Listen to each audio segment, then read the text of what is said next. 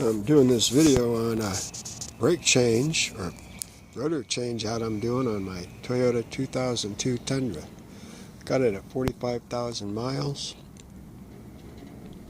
I've got 160,000 miles on it now.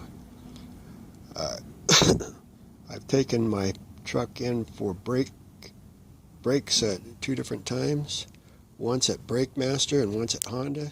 Both of them basically screwed me. Brake Masters didn't bleed the brakes, and I went out of there with no brakes.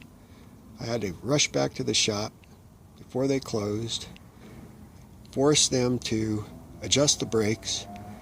They adjusted them quickly and then sent me on the road, and I came back the next day to a bunch of managers standing around arguing about the problem. Anyways, so they finally fixed them, and then I went to Honda about 50,000 miles later, and they told me that my shaking was due to bad tires, which was part of the problem, but they changed the brakes out in the front on the rotors, and that was only about 20,000 miles ago. So what they didn't do was cure the shaking problem, and the shaking problem was from the rotors being too worn out. And here's a picture of the rotor about 20,000 miles after the brakes. The old rotor is underneath the paper. The new rotor is right next to the old rotor. Got the paper there so you can see the difference between the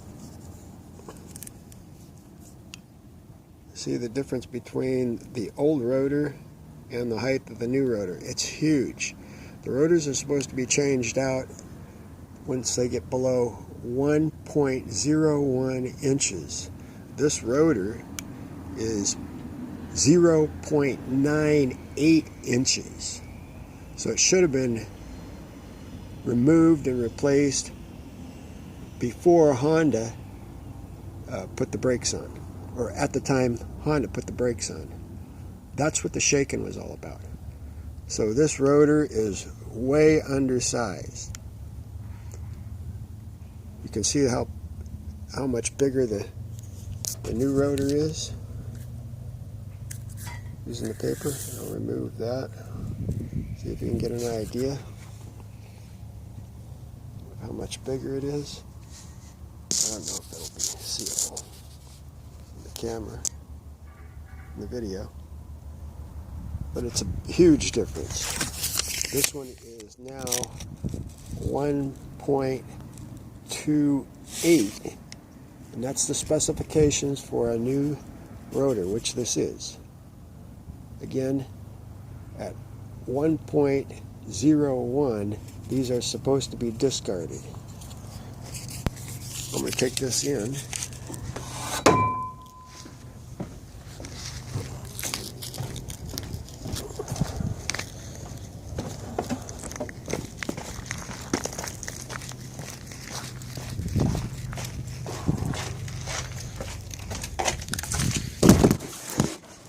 And I'm going to put it on my truck.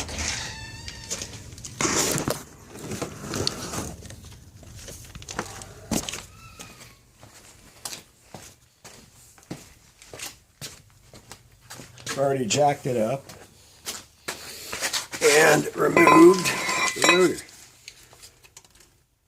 So my next job will be to take this off and to install bearings. Apparently you just get new bearings, a new set. It's all sealed, and then you replace the whole thing. About 150 bucks. A lot easier than trying to grease them.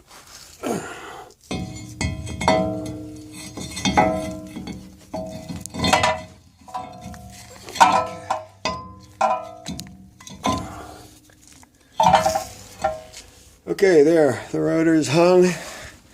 It seems to fit properly. Guess that's about it for now.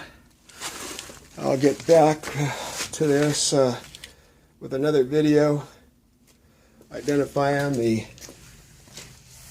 dismantling for the brake caliper and the removal of the rotor. It's not a big deal. There's just 2 bolts, one on the back, 2 on the back, and those 2 are 17 millimeter, and they can be broken by hand. You don't need a impact wrench. And there's one small bolt here that goes in here to hold this hose up, and you've got to pull that hose off and hang the whole caliper. And I hang it from the this assembly right here, shock absorber assembly. Anyways, let's see. So there's no mystery to that. This bolt here is 12 millimeters. It doesn't need to be, it's not on there, it's on there tight, but it can be broken by hand. Again, you don't need an impact. I guess that's it for now. I'll get back to this later. Have a good one. Over and out.